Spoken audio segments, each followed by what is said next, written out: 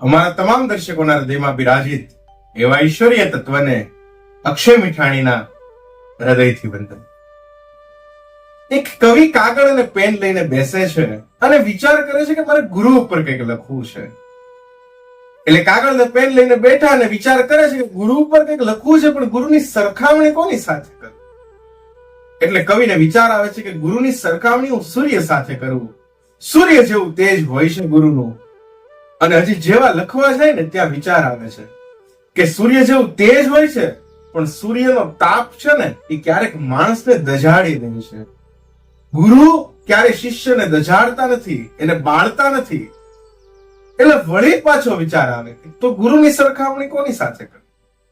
કારણ કે શીતળતા છે એ ગુરુની ચંદ્ર જેવી હોય છે. ગુરુની સરખામણી હું ચંદ્ર સાથે કરું. વળી પાછો એને વિચાર આવે કે ચંદ્રમાં પણ છે ને દાગ હોય છે, સમર્થ સદગુરુમાં દાગ હોતો નથી.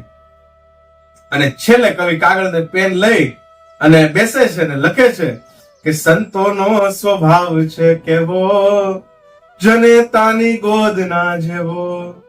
બાળક થાક્યો પાક્યો હોય, બીમાર હોય અને ગમે એમ રમતો આવે, પણ માના ખોળામાં આવીને જેમ શાંત થઈ જાય ને એમ સંતોનો સ્વભાવ હોય છે. સંતોનો સ્વભાવ છે કેવો?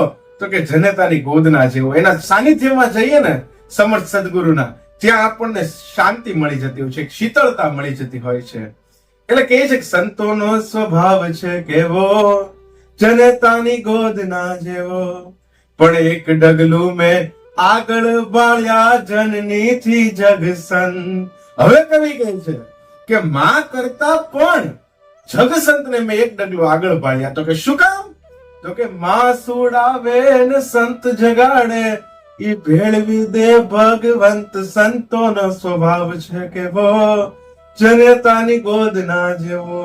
માં છે ને દીકરાને સુડાવે કે મારા દીકરાને બહુ તકલીફ ન પડવી જોઈએ, મારો દીકરો મારી પાસે રહેવો જોઈએ, મારો દીકરો એને કોઈ તકલીફ ન પડે ને મારું ગડપડ પાડે તો મારી નજીક રહેવો જોઈએ.